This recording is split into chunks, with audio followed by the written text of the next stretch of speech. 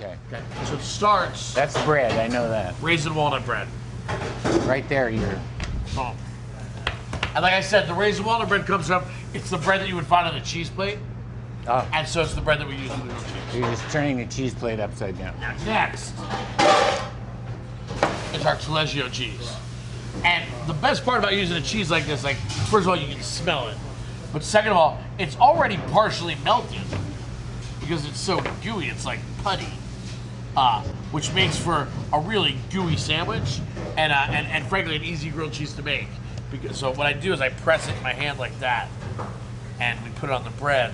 It's kind of covered the whole thing. See that?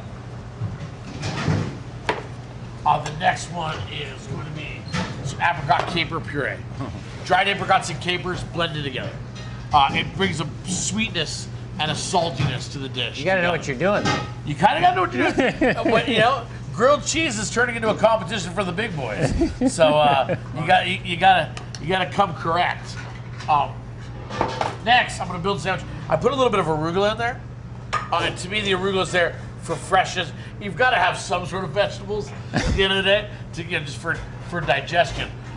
Next is I use some oven-dried tomatoes. Oh, really?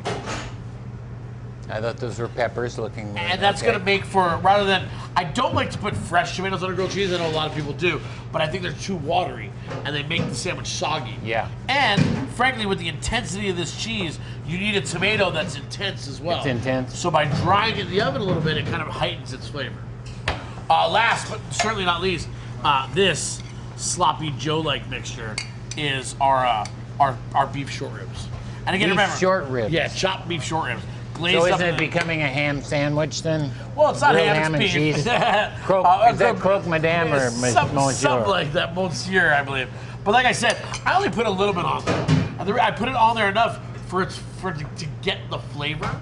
But at the same time, it's more of a cheese sandwich than it is a beef sandwich. You have definitely smog in LA. Smog's really. It's a grilled cheese sandwich, right?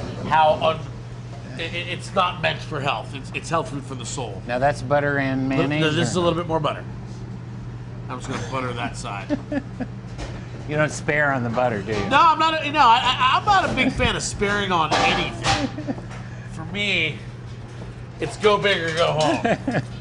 So I'm just gonna take the sandwich and flip it over. Very nicely done. You timed that well. You just timed that in your head. I kind of, you know what? It's called the oh crap meter. You eventually, as a professional cook, you develop a sense. And that sense is called the old crap meter because it's when you say, oh crap, the grilled cheese.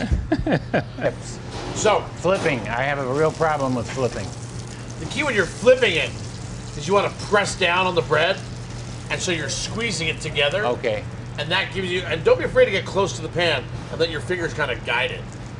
See that? The other key is you want to start it in a hot pan, but you want to cook it slow.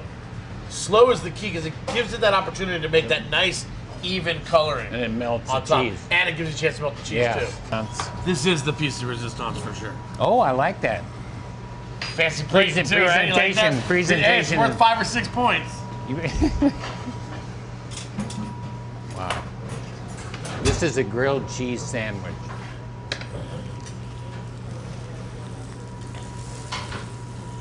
There's a lot going on there. Yeah.